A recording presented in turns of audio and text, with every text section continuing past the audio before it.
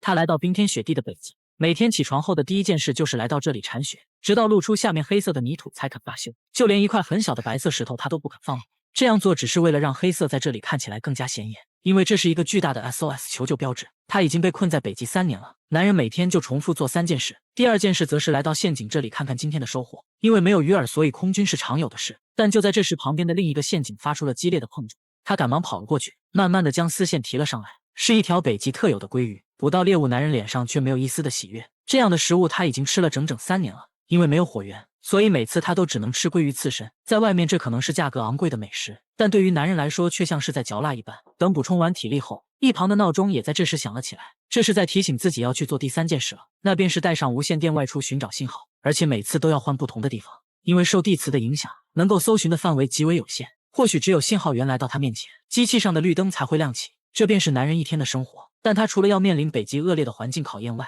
同时还要警惕这里的原住民。第2天，他像往常一样来到陷阱这里，却发现存放食物的盒子像是被什么东西给破坏了，里面的鱼也不翼而飞了。下一秒，他就在旁边发现了一个巨大的脚印，是北极熊的。他连忙跑回到了飞机上。在如今这种食物匮乏的季节里，北极熊会盯上人类也不是不可能。可等了半天也没见到对方的身影，男人觉得那个家伙应该是吃饱离开了。于是他决定再次出门搜寻信号，却意外发现北极熊就在不远处徘徊着。他或许是想等猎物放下戒备时再发动攻击，所以目前来说男人暂时是安全的。他便来到另一个山头继续摇动无线电，而此时不远处一个巨大的风暴正朝这边袭来，不一会就刮起了阵阵狂风。男人只好作罢起身离开。可偏偏在这个时候绿灯突然亮了一下，虽然只是一瞬间，但哪怕只有一丝丝的机会，他也要努力抓住。果然在他不断的摇动下，绿灯再次亮起，接着他四处张望寻找信号源，下一秒一架直升机就赫然出现在了视野里。男人看到后连忙拿出事先准备好的烟雾棒呼叫救援。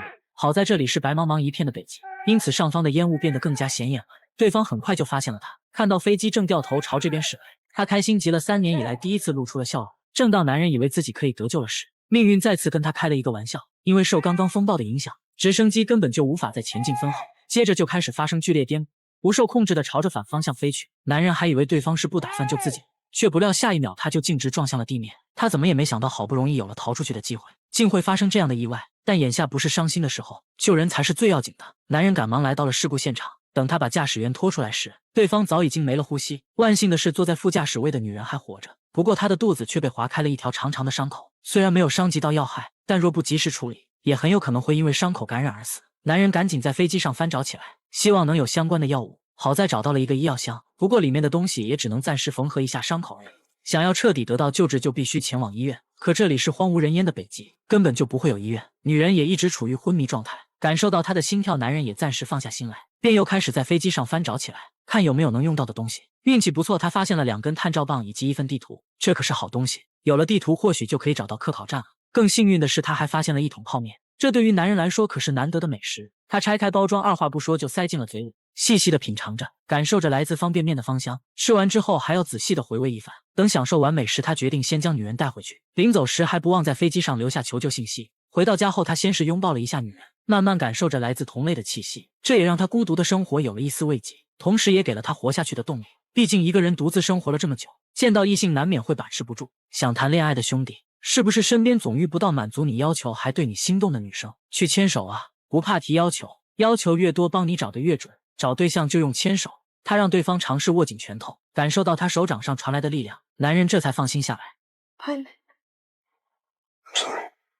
看到女人伤心的晕了过去，他瞬间感觉到了一丝愧疚。若不是为了救自己，或许他们的飞机也不会出事。等安顿好他之后，男人再次来到飞机失事的地方。他先把驾驶员的尸体进行了简单处理，随后便开始搜寻起物资来。他摸了摸对方的衣服，竟然从中摸出来一个打火机。看着燃起的火苗，男人开心坏了，这就意味着他再也不用吃生食了。赶忙将打火机揣进了口袋里。更加幸运的是，他还找到了煤气罐和煤气炉。在冰天雪地的北极，这可是奢侈品。就在他准备搜寻下一个地方时，无意间发现了一张照片，这才知道女人和驾驶员是一对夫妻，2人还有一个刚出生不久的孩子，这让他感觉更加愧疚了。正因为这份亏欠，他决定无论如何也要带着女人活着离开北极。随后他就开始对着地图规划起路线来。就在这时，外面的陷阱突然响了起来，男人立马跑了出去。看到大鱼上钩，这次他却露出了开心的笑容，因为他现在有了打火机和煤气炉，再也不用吃鲑鱼刺身了。回去后，他做了一份海鲜泡面，吃到嘴里简直是回味无穷。看到一旁的女人，他又连忙拿出叉子挖了一勺鱼肉喂给她。或许是因为刚刚才失去了丈夫，女人还处在痛苦之中，面对男人递来的第二口鱼肉，她怎么也不愿意再吃下去。男人见状便轻声安慰她，救援队一定会找到你的。等吃饱喝足后，他便开始清点物资，准备出发前往科考站。临走时，他同样在飞机上留下了求救信息，只希望会有人经过这里看到这些留言。这段旅程将十分的漫长，他们不仅要穿过近200公里的雪山，而且路上还不知道会遇到什么危险。那头北极熊或许正虎视眈眈地看着他们，因为要带着女人，所以只要遇到陡峭的山坡，他都要重新规划一下路线。这样做只会导致他们的路程不断的增加，但无论如何，他也不会放弃女人独自离开。到了晚上，两人便就近寻找一个山洞过夜。男人进去前还不忘用积雪将洞口堵住，这样做可以避免野兽发现他们的气味。随后他简单的做了一份水煮鱼片，可女人似乎还没有从痛苦之中走出来。面对男人递来的食物，她还是不愿意吃。没办法，他只好给对方喂了一点水喝。看到女人安静的睡了过去，他也准备休息一下，却在这时外面忽然传来了一阵脚步声，似乎是有什么东西正在附近徘徊。他拿起铁锹，小心翼翼地循着洞口的方向望去，下一秒积雪就突然被扒开了，是那头北极熊。原来他一直在悄悄地尾随两人，就等着他们放松警惕之时发动攻击，但北极熊却忽视了自己的体型，如此狭小的洞口他根本就进不来。不过男人不准备坐以待毙，拿出一根探照棒点燃了它，因为他深知这个家伙跟踪了自己这么久，是不可能轻易放弃的。他会一直守在洞口，直到猎物失去反抗能力。与其被困死在里面，还不如主动出击。这个方法果然奏效了，不一会北极熊就逃之夭夭了，两人也因此成功躲过一劫。赶跑北极熊后，男人呆愣在原地，久久都不能从刚刚的惊吓之中走出来。他深知路途还很遥远，后面还不知道有什么危险正等着他们。很快，一个新的难题就摆在了他面前。眼前这个高高的岩石坡挡住了两人的去路，可男人记得地图上明明没有这个山坡的，因为在北极这种恶劣的环境下，根本就没法将地图标注的十分精确。眼下留给他们的只有2条路，要么穿过眼前这个陡峭的岩石坡，要么绕过这座大雪山走另一边。如果选择第2条路，那么两人要多走近3倍的路程，这是一个很难选择的问题。爬上这个岩石坡便是一条平整开阔的大路，如果男人选择独自过去，要不了多久他就可以到达目的地了。但他发过誓一定要带着女人一起活下去，不管结果如何，他决定都要尝试一下。他准备先将物资用雪橇车拉上来，物资的重量很轻，所以没费多大的劲他就成功了。接下来就轮到女人了。可当雪橇车拉到半山腰后，男人就再也拉不动了。尽管他拼尽了全力，雪橇车也没有丝毫上来的迹象，甚至就连自己都差点被带了下去。没办法，男人只好选择第2条路。就这样，他带着女人开始徒步绕行大雪山。北极肆虐的风暴大大增加了他们前行的难度。由于长时间暴露在风雪之中，女人的身体状况也一天不如一天了。不仅手指没有了力气握紧拳头，就连喝水都成了一个难题。眼眶上也开始出现大面积红疹，嘴角也不自主地溢出鲜血来。更要命的是，伤口已经被感染得很严重了。男人知道他可能坚持不到目的地了，他拿出他们一家人的照片放在了女人手里，为其轻轻地擦去了嘴角的血渍。接下来的路程就只能独自去完成了。男人在地上看到一株盛开的鲜花，他还在思索着对方是如何在这样恶劣的环境下生存下来的事。突然脚下一滑，他就掉入了一个山洞之中。等再次醒来时，双腿已经被死死地卡在了岩石里面。他想要把腿扯出来，但奈何卡的实在是太紧了，男人再也控制不住了。为何倒霉的事总是发生在自己身上？难道自己真的要被困死在这个暗无天日的地方吗？可很快他就振作了起来，这段路程自己已经完成了大半，眼看着就要得救了。不管怎样也不能在这里就放弃了，就算死也要死在路上。他使出全身的力气把腿往外扯，就这样男人一次又一次地承受着大腿被撕裂的疼痛，直到他被完全扯出来。他来不及处理伤口，因为眼下当务之急是要赶紧从这个山洞里逃出去。幸运的是他很快就找到了出口，随后男人不敢丝毫耽误，立马来到了女人这里。本想拿走对方的手套，却没想他的手拽得紧紧的。他转头一看，发现女人不仅没死，身体状况还奇迹般的好转了。他再也控制不住自己的情绪了。I'm sorry. I'm sorry.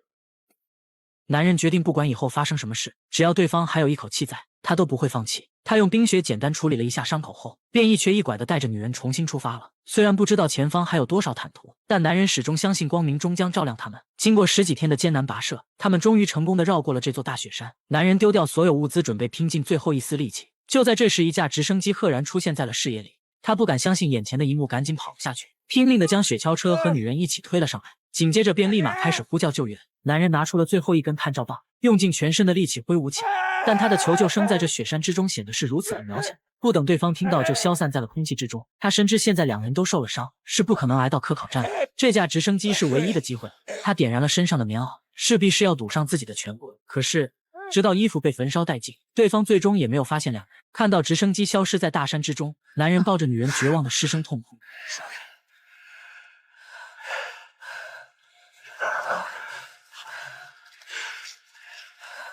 随后，他将女人轻轻地放下， You're not alone. It's okay. 接着自己也不甘地躺了下去。两人紧紧地握住彼此。男人并不后悔，因为为了活下去，他至少努力过。在生命的最后一刻，有同类的陪伴，他并不感觉孤单。慢慢的，他闭上双眼，等待着死亡的降临。随着一阵直升机的轰鸣声，自此全片结束了。